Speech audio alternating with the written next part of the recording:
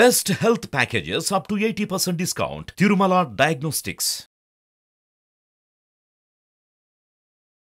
Hi welcome to our channel. ఈరోజు మనతో పాటు ఉన్నారు ప్రముఖ జ్యోతిష్య వాస్తు పండితులు, జ్యోతిష్య వాస్తు శిక్షణ నిపుణులు శ్రీ దింటకుర్తి మురళీకృష్ణ గారు. అదేవిధంగా మహాగౌరి అమ్మవారి ఉపాసకులు వీరు.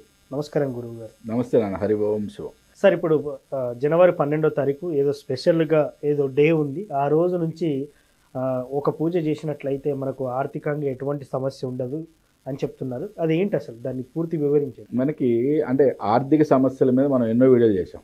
బట్ ఇంకా మనకి చాలా రిక్వెస్ట్లు వస్తున్నాయి. గురుగారు ఇంకా మాకు ఆ ప్రాబ్లం ఉంది, ఈ ప్రాబ్లం ఉంది, అట్లా కొత్త కొత్త రిక్వెస్ట్లు చాలానే వస్తున్నాయి. అంటే చాలామందికి ఇంతకుముందు మనం చెప్పిన వీడియోలు చూసే ఉంటే కనుక మీకు అవకాశం ఉంటే చూడండి, ఒకసారి ప్రయత్నం చేయండి. అద్భుతమైన లక్ష్మీ కుబేర వ్రతం గురించి చెప్పాం మనం. చాలా అద్భుతమైన వ్రతం గురించి. అటువంటి వ్రతాలు చేసుకోవడం వలన అద్భుతమైన ఫలితాలు వస్తాయి. దాంట్లో ఎటువంటి సందేహం పెట్టుకోవద్దు. రెండోది ఏంటంటే, ఇప్పుడు మనకి దక్షిణాయన పుణ్యకాలం నుంచి ఉత్తరాయణ పుణ్యకాలం మనకి ఎప్పుడైతే ఇప్పుడు స్విచ్ అవుతుందో, ఈ 12వ తేదీ నుంచి మనం లక్ష్మీదేవి ఉపాసన చేయటం అనేది ఒక 41 రోజుల పాటు కనుక లక్ష్మీదేవి ఉపాసన చేయటం వల్ల చాలా అద్భుతమైన ఫలితం. అంటే ఎటువంటి ఆర్థిక సమస్య ఉన్నా ఓకే మనకి పూర్తిగా తొలగిపోద్దని మనకు శాస్త్రం చెప్తుంది. ఇది ఎలా చేయాలి అనేది మనం ఒకసారి మాట్లాడుకుందాం. ఉదయం 6 గంటలకి మళ్ళీ సాయంత్రం 6 గంటలకి 2 సార్లు. అంటే ఈ టైంలోనే ఎందుకు చేయాలి అనేది కూడా చాలా ఇంపార్టెంట్. ఓకే, మాకు ఈ టైంలో కుదరదు అనుకునే వాళ్ళు అసలు వ్రతం మర్చిపోండి. వ్రతం చేయడం అనేది మర్చిపోండి. ఎందుకంటే మనకి కొన్ని వ్రతాలకి కొన్ని పూజలకి మనకు వెసులుబాటులో ఉన్న వాటికి మనం మాట్లాడుకున్నాం. ఆ టైంలో కుదరినప్పుడు ఇంకో టైంలో చేసుకుని, లేకపోతే అది కూడా చేయలేకపోతే అట్లీస్ట్ మనం ఒక మంత్రమన్నా జపించడానికి కూడా మనం చెప్పుకున్నాం. బట్ ఈ వ్రతానికి ఈ నియమం కంపల్సరీ. అంటే సూర్యోదయం సమయంలో, సూర్యాస్తమయం ప్రదోష కాలంలో కూడా చాలా అద్భుతమైన పవర్ఫుల్ టైమింగ్గా మనం చెప్పబడింది. ఈ టైమ్స్లోనే అంటే ఉదయం 6 గంటలకి సాయంత్రం 6 గంటలకి లక్ష్మీదేవిని కనకదార స్తోత్రంతో పూజించడం అనేది చాలా అద్భుతమైన ఫలితాన్ని ఇస్తుందని. అంటే మళ్ళీ ఈ పూజలో కంపల్సరీగా బిల్వదళం అట్లీస్ట్ ఒక 2-3 అన్న, అంటే ఒక్కటి ఏకబిల్వమైనా సరే దొరకని వాళ్ళకి ఓకే, లేదు అష్టోత్తరం 108 అమ్మవారి యొక్క నామాలు చదువుకుంటూ 108 బిల్వదళాలతో అమ్మవారిని పూజించడం కూడా చాలా అద్భుతంగా ఫలితం.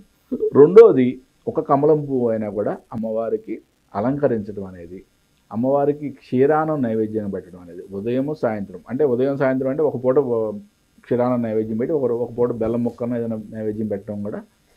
బట్ 2 పూట్ల 41 రోజుల పాటు కనుక పరిపూర్ణమైన మనస్సుతో ఒకటి అంటే ఏంటంటే, మనకి పూర్తిగా ఈ ఆర్థిక ఇబ్బందులు తీరిపోయినాయి అనే పరిపూర్ణమైన విశ్వాసంతో చేస్తే 100% రిజల్ట్ వస్తుంది. ఇక్కడ ఏంటంటే, ఫస్ట్ ఆఫ్ ఆల్ మనం అసలు శాస్త్రం ఏం చెప్తుంది, ఏదన్నా పూజ చేసేటప్పుడు స్వామి నాకు ఇది కావాలి, అది కావాలి, ఇది కావాలని కోరుకోవద్దు అని చెప్తుంది. ఓకే, ఏం అడుగుతుంది? భగవంతుడికి మనకి కనెక్షన్ అడగమంటుంది. ఎప్పుడైతే భగవంతుడు మన వైపు తిరిగాడో, ఒకవైపు ఆయన మన వైపు ఎప్పుడైతే ఆయన ఒకసారి చూశాడో, ఇక మనం అడిగేది ఏముండదు, ప్రతిదీ ఆయనే చూసుకుంటాడు.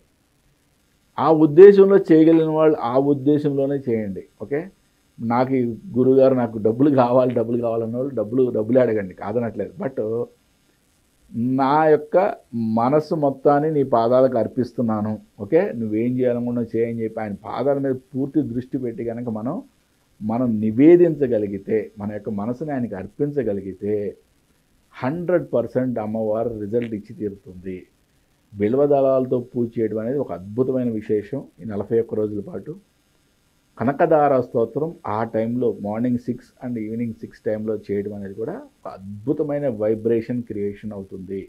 ఓకే, ఇది ఒక వ్రతం లాగా ఎవరైతే చేస్తారో వాళ్ళకి అంటే ఎటువంటి రుణ బాధలు ఉన్నా, ఓకే ఎటువంటి ఆర్థిక ఇబ్బందులు ఉన్నా పూర్తిగా తొలగిపోతాయని చెప్పి మనకి శాస్త్రంలో చెప్పబడింది అనమాట. సార్, ఇప్పుడు మీరు పూజా విధానం చెప్పారు. ఈ సూత్ర విధానం ఏమన్నా ఉందా ఇందులో? అంటే పూజ చేస్తున్నప్పుడు చదవాల్సిన మంత్రం మీద కనకదార స్తోత్రం నాన్న. అంటే ఇప్పుడు ఒకటే నేను చెప్పేది ఏంటంటే, కనకదార స్తోత్రం కంపల్సరీగా ఉదయం సాయంత్రం పఠించాల్సిందే. పఠించలేని వాళ్ళు దాన్ని ఒక రికార్డులో ప్లే చేసుకుంటూ వాటిని వింటూ పూర్తి తన్మయత్వంతో పూజ చేయడం అనేది ఒక విధానం. ఓకే, అంతేగాని అసలు ఈ స్తోత్రం కాకుండా ఓం శ్రీ లక్ష్మీ నమః లేదా ఓం శ్రీ మాత్రే నమః అని చేయడం అనేది ఈ వ్రతానికి పనికిరాదు. ఓకే, మనం ఏంటంటే చాలా వీడియోలో చాలా రకాలుగా అంటే టైం వెసులుబాటు కోసం కానీ లేదా మంత్ర వెసులుబాటు, పూజల వెసులుబాట్లు అన్నీ కూడా మనం ఎక్కడైనా కూడా చాలా రకరకాలుగా మాట్లాడాం. బట్ ఈ వ్రతంలో మాత్రం 41 days అద్భుతంగా పూర్తి విశ్వాసంతో నమ్మకంతో ఎవరైతే చేస్తారో వారికి ఆర్థిక ఇబ్బందులు, అటువంటి కష్టాలని, అసలు ఆర్థికంగా సమస్యలు ఉంటాయి అనే సమస్యే ఉండదు అనమాట.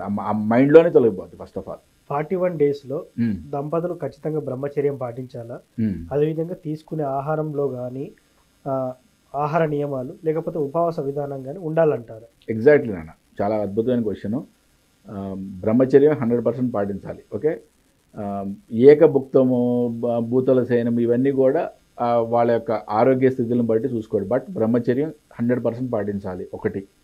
రెండోది నాన్ వెజిటేరియన్, మాంసాహార భక్షణం అనేది కరెక్ట్ కాదు. ఓకే, ఈ 41 days దూరంగా ఉండాలి.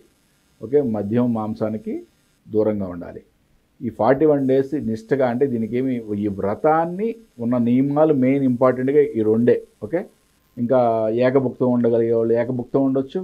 లేదు నేను ఇది స్వామి మాల కానీ లేకపోతే వెంకటేశ్వర మాల కానీ లేకపోతే శివుడు మాల కానీ వేసుకున్నప్పుడు ఎట్లయితే చేస్తానో ఆ విధంగా నేను నేల మీదే పరుంటాను, ఒకరోజు ఒక పూటే భోజనం చేస్తాను, అట్లా చేస్తాను, కఠోరమైన నిర్మలత చేస్తాను, కాళ్ళ చెప్పులు వేసుకోవాలంటే మంచిది, మరీ మంచిది చేసుకోండి. బట్ ఇంపార్టెంట్గా 2 నియమాలు, ఒకటి బ్రహ్మచర్యం పాటించటం, రెండోది మద్య మాంసాలకు దూరంగా ఉండటం. అంతకు మించి దీంట్లో విపరీతమైన నియమాలు ఏంటి ఏం లేవు. కాకపోతే ఏంటంటే పూర్తిగా మనం మన యొక్క మనస్సుని భగవంతుడికి అర్పించడం, లక్ష్మీదేవికి అర్పించడం అనేది చాలా ఇంపార్టెంట్. ఇలాంటి ముఖ్యమైన వ్రతం చేసేటప్పుడు చాలామంది బెడ్ల మీద పడుకుంటూ ఉంటారు.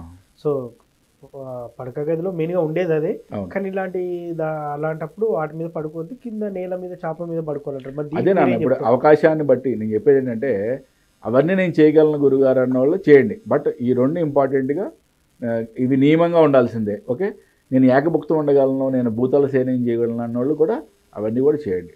ఓకే, చాలా మంచి ఫలితం, అద్భుతమైన ఫలితం ఉంటుంది. దాంట్లో ఎటువంటి డౌట్ పెట్టుకోకండి. Thank you sir, thank you. నమస్తే నాన్న, హరి ఓం శివ. సో చూశారు కదా, ఆర్థిక బాధలు తీరడానికి పవర్ఫుల్ రెమెడీ అయితే చెప్పారు, కానీ అది January 12 నుండి స్టార్ట్ చేయాలని గురువు గారు మాటలు చెప్తున్నారు. ఇది వాటి కార్యక్రమం. మరో కార్యక్రమంలో మళ్ళీ కలుద్దాం. Thank you.